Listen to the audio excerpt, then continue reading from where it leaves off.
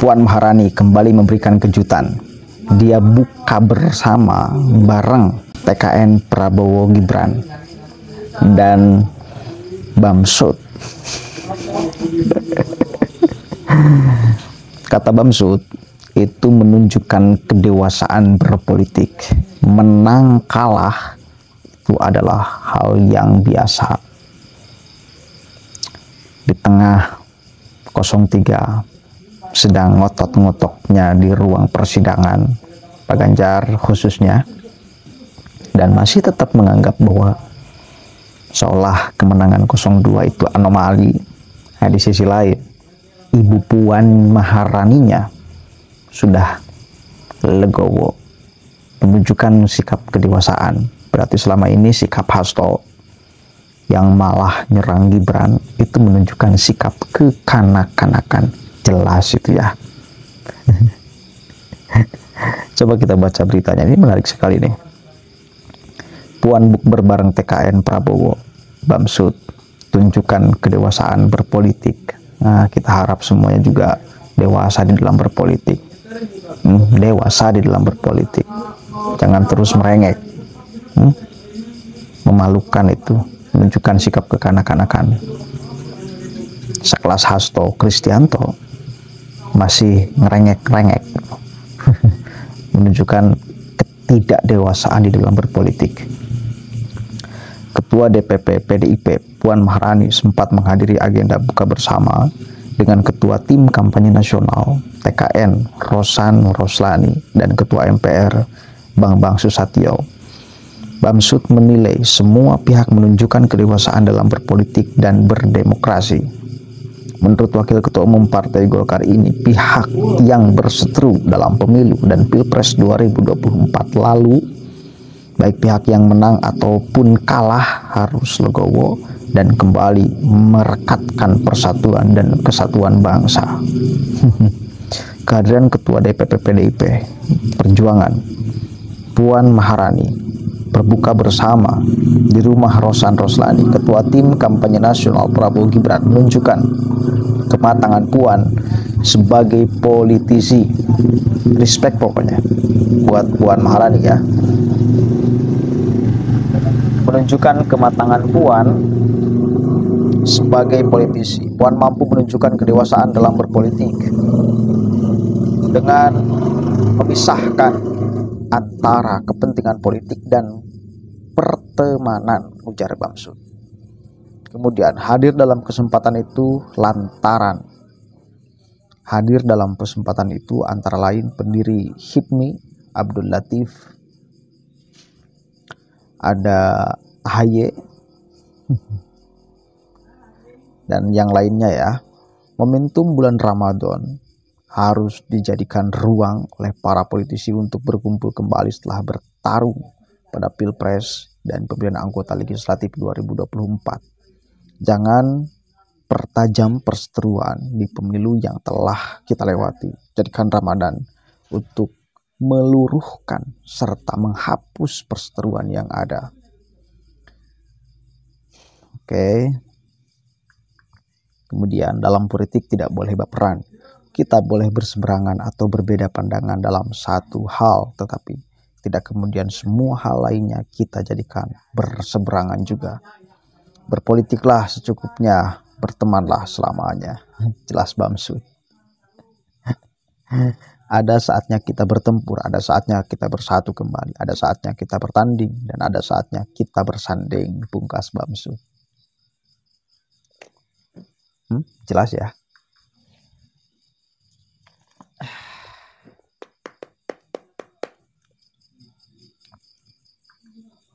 Kita harap semua pihak, para politisi khususnya, juga menampilkan sikap yang sama.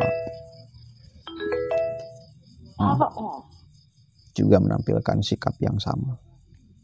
Berdewasa. Menerima kekalahan sebagai kekalahan, bukan anomali.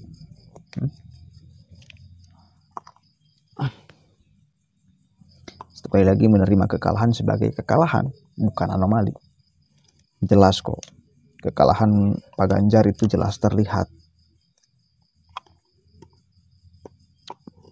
bisa gampang dikonfirmasi oleh fakta di setiap wilayah, setiap kabupaten, setiap provinsi di seluruh republik ini.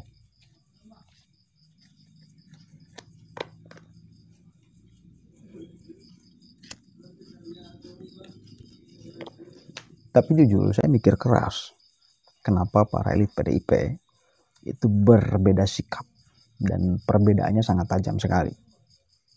Apakah ini bagian daripada strategi partai politik, atau memang masing-masing berbeda, punya sikap, punya pandangan yang berbeda, tidak satu komando, khususnya menyikapi hasil pilpres lah ya. Dari dulu loh, Bu Puan itu menampilkan sikap yang sangat jauh sekali dengan Hasto khususnya, dengan pengajar apalagi, dan politisi-politisi PDIP yang lain. Urusan hak angket aja, sikap Ibu Puan jelas menolak. Beberapa kali beliau mulai berkomentar, apa urgensinya? Apa urgensinya? Dan masih baru kemarin Bu Puan juga mengomentari urusan hak angket ini. Nggak ada perintah dari DPP. Atau ini dalam rangka merawat suara PDIP agar tidak terlalu pecah dengan kehadiran Hasto dan Pak Ganjar yang terlalu arogan di dalam menyikapi hasil pilpres yang pada akhirnya berefek pada PDIP. Serius, orang itu sekarang udah melihat partainya, siapa partai yang legowo, siapa partai yang otot. Yang legowo boleh jadi di hari-hari ke depan tidak akan mendapatkan kutukan dari masyarakat, tetapi yang otot, yang bebal, yang tidak mau menerima kekalahan, itu akan mendapatkan kutukan dari masyarakat. Bentuk kutukannya, calon yang kemudian diusung oleh partai itu jelas tidak akan dipilih. Itu bentuk kutukan dari masyarakat. Atau Ibu Puan sedang menjaga itu, jangan sampai masyarakat ini mengutuk bahkan partai politiknya. Akhirnya ada sikap yang ditampilkan yang sangat jauh sekali berbeda antara Bu Puan dengan elit partai PDIP yang lain.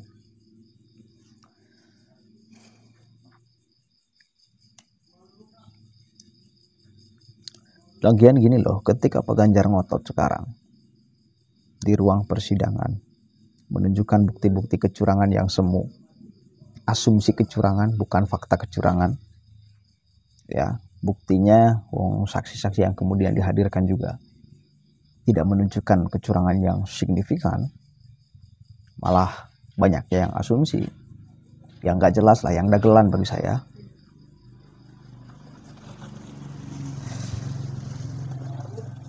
Harusnya udah terima aja, jangan bermimpi untuk masuk putaran kedua. Jangan bermimpi.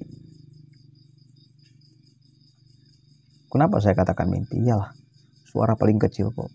Kalaupun ada putaran kedua, 03 itu diskualifikasi, gak bakalan masuk putaran kedua. Itu fakta, masyarakat memilihnya, menginginkan seperti itu, mayoritas memilih seperti itu. Jadi bagi saya sangat rugi sekali ya bila Pak Ganjar dan elit-elit PDIP yang selain daripada Ibu Puan yang masih ngoyo, yang masih ngotot, itu